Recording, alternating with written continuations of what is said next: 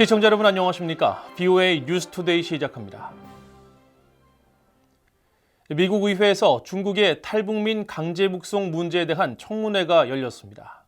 의원들과 전문가들은 중국 정부의 탈북민 강제 북송을 막기 위해서는 유엔 지도부가 노력을 훨씬 더 강화해야 한다고 강조했는데, 이번 청문회에서는 중국이 탈북민 구금 시설을 코로나 팬데믹 기간에 더 확대한 증거가 공개됐습니다. 첫 소식 김영권 기자가 보도합니다.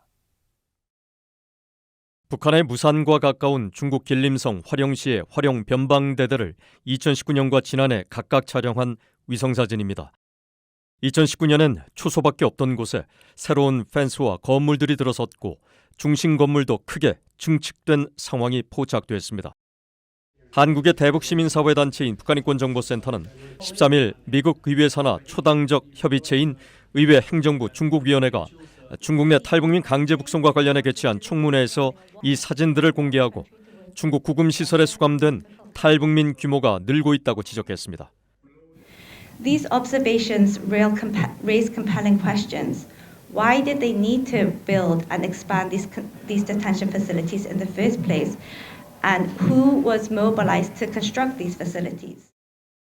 이번에 공개된 위성사진은 북한 당국이 코로나 팬데믹으로 국경을 장기간 봉쇄하면서 중국에서 체포된 뒤 계속 억류 중인 탈북민들을 수용할 공간이 부족해 중국이 건물을 새로 증축했다는 소식통들의 증언을 뒷받침했습니다.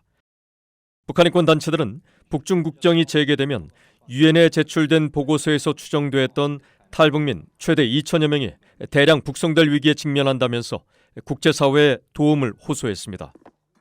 의회 행정부 중국위원회 공동의장인 공화당 소속 크리스 스미스 하원 의원은 이런 상황에 깊은 우려를 표하면서 유엔이 나서야 한다고 강조했습니다. UN is well positioned and ideally suited to use its influence, given how much the Chinese government seeks validation from and indeed seeks to influence the United Nations system. So again, I ask with deep respect that Secretary General Gutierrez please use your influence to the utmost to dissuade the Chinese government from forcibly repatriating these refugees. 위원회 공동의장인 민주당 소속 제프 머클리 상원의원은 탈북민 강제 북송은 반인도적 범죄에 해당한다는 유엔 보고서를 지적하며 중국에 대한 국제사회의 압박이 더 필요하다고 강조했습니다. The 2014 UN Commission on Inquiry on Human Rights in North Korea was clear. The forcible repatriation of thousands of North Koreans subjects them to crimes against humanity. Just being a North Korean in China means an individual would be in grave peril if sent back to North Korea. 이날 청문회 패널로 출석한 미국과 한국의 전직 관리와 인권단체 관계자들은 유엔 난민기구가 중국 내 탈북 난민 보호 활동을 적극 펼치고 중국 정부도 협력하도록 국제사회에 대한 압박 노력을 강화할 것을 촉구했습니다. 또 유엔 안보리에서 이 문제를 포함해 북한의 인권 문제를 다루는 회의가 정기적으로 열리도록 노력해야 한다고 강조했습니다. VOA 뉴스 김영권입니다. 내년부터 2년간 유엔 안보리 비상임 이사국으로 활동하는 슬로베니아가 북한의 핵과 미사일 관련 활동을 규탄하며 안보리의 북한 인권 문제 논의를 지지한다고 밝혔습니다. 유엔 주재 슬로베니아 대표부는 13일 안보리 이사국으로서 북한 문제를 어떻게 다룰 것이냐는 VOA의 서면 질의에 슬로베니아는 완전하고 검증 가능하며 되돌릴 수 없는 방식으로 북한 불법 무기 프로그램을 종식하고 유엔 안보리 결의를 준수할 것을 촉구해왔다면서 영내 안보 보장을 위해 북한과 영내 관련국 간의 의미 있는 논의가 필요하다고 믿는다고 밝혔습니다. 또 북한의 거듭된 안보리 결의 위반에도 중국과 러시아의 거부로 안보리 차원의 조치가 나오지 않는 상황에 대해서는 슬로베니아는 안보리 이사국으로서 이런 이행 원칙을 따르고 안보리의 다른 이사국들과 공통의 기반을 찾기 위해 노력하며 북한 인권 상황에 대한 인식을 높이는 것도 지지할 것이라고 강조했습니다. 유럽연합 EU 회원국인 슬로베니아는 지난 6일 유엔 안보리 차기 이사국 선거에서 한국과 알제리, 시에라리온, 남아메리카의 가이아나 등과 함께 비상임 이사국으로 선출됐습니다. 미국 하원 군사위원회가 미국 본토에 대한 북한의 미사일 위협 증대를 우려한다는 입장을 2024 회계연도 국방수권 법안에 담았습니다. 향후 북한의 미사일 위협에 대응할 미국의 미래 역량이 우려된다는 것인데, 이에 따라 주한미군과 확장 억제 공약 유지를 통해 미한 동맹을 강화해야 한다고 강조했습니다. 이조은 기자가 보도합니다. 미국 하원 군사위원회의 마이크 로저스 위원장이 발표한 새 회계연도 국방수권법 초안입니다. 군사위원회는 초안에서 미국 본토에 대한 미사일 위협 증대를 우려하고 있다며 북한의 탄도미사일 위협을 지적한 지난 3월 8일 미국 북부사령관의 청문회 발언을 언급했습니다. 클레메너크 북부사령관은 당시 청문회에서 북한의 제한적 대륙간 탄도미사일 ICBM 공격으로부터 본토를 방어할 능력은 여전히 자신한다면서도 앞으로 상황에 대한 우려를 표했습니다. Today, I remain confident in my ability to defend against a limited attack from an ICBM from North Korea on the homeland. I am concerned going forward based on what we saw in their parade on the 8th of February and what we've seen on their capacity and capability that they could exceed my ability to defend against a limited attack.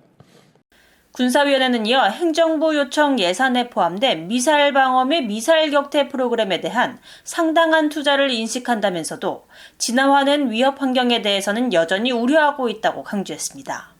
그러면서 미사일 방어청장에게 내년 3월 1일까지 미래 미사일 위협의 불확실성과 미국의 미사일 방어 개발 계획에서 기술적 위험에 대비하기 위한 미국의 미사일 방어 강화 옵션 보고서를 제출하라고 요구했습니다. 특히 보고서에는 본토 미사일 방어 태세 평가와 옵션별 관련 비용과 개발 일정 및 배치를 위한 기반 시설 요구 사항 등 본토 미사일 방어 태세를 강화하기 위한 대비책에 대한 설명을 요구했습니다.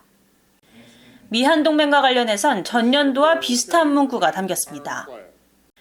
국방장관은 평화롭고 안정된 한반도라는 공동의 목표를 지지하며 1954년 10월 1일 워싱턴에서 체결된 미한 상호 방위 조약에 부합하게 미한 동맹을 강화해야 한다는 것이 의회의 입장이라고 밝혔습니다. 특히 약 28,500명의 주한미군을 유지하고 미국의 모든 방어 능력을 사용해 미국의 확장 억제 공약 확인 등을 통해 미한 동맹을 강화해야 한다고 강조했습니다.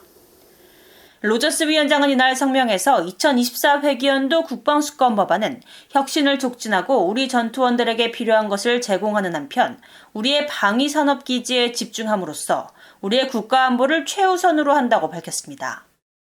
그러면서 이것은 중국과 러시아, 북한, 이란의 전례 없는 위협에 대응하는 데 필요한 장비를 우리 군에 제공하는 것이라고 강조했습니다.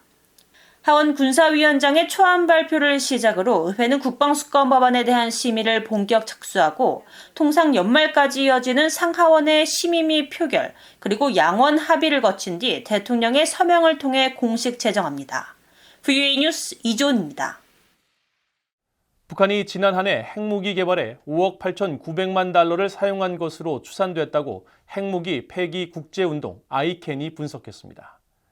국제 반핵단체인 핵무기 폐기 국제운동 ICAN은 12일 발표한 2022 전 세계 핵무기 지출 보고서를 통해 한국은행과 국제민간연구소 등의 자료를 활용해 북한이 연간 국민총소득 GNI의 3분의 1가량을 국방비로 지출하고 이 가운데 6%를 핵무기 프로그램에 사용한 것으로 계산했습니다.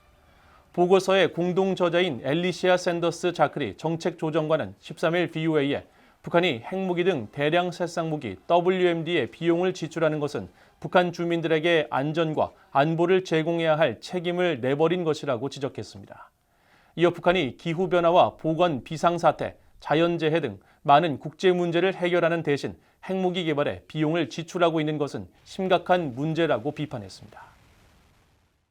북한 해킹 조직 라자루스 소행으로 지목된 아토믹 월렛 해킹 사건으로 인한 손실액이 현재 1억 달러 이상으로 증가했다고 블록체인 데이터 분석 업체 일립틱이 밝혔습니다.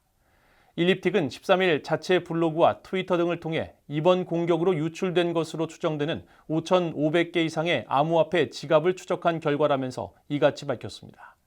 또 사건 발생 이후 여러 조사업체 및 거래소와 협력해 도난당한 자금을 추적하고 동결하고 있는 가운데 최근 탈취범들이 탈취 자산을 세탁하기 위해 미국 재무부 제재 대상으로 지정된 러시아 소재 암호화폐 거래소 가란텍스로 옮기기 시작했다고 일립틱 측은 분석했습니다. 앞서 탈중앙형 암호화폐 지갑인 아토믹 월렛 측은 지난 3일 최소 3,500만 달러 상당의 암호화폐 자산을 도난당한 사실을 확인했으며 일리트 측은 자금 세탁 수법 등을 근거로 북한 해킹 조직 라자루스를 배후로 지목했습니다.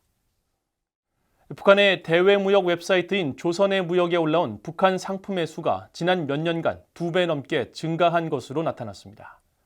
BOA가 13일 현재 조선의 무역 웹사이트에 있는 북한 상품들을 살펴본 결과 의류와 식품, 건강보조제품, 화장품 등 약 1,558개에 이르는 상품이 등록됐으며 이것은 약 3년 전 BOA가 집계한 720개보다 2배 이상 많아진 것입니다.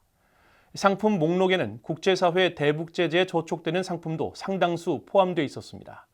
특히 유엔 안보리가 북한에 수출을 금지한 기계류 제품은 26개였으며 전자제품은 46개, 의류와 네이 등 섬유 제품은 약 50개가 웹사이트에 게시돼 있었습니다.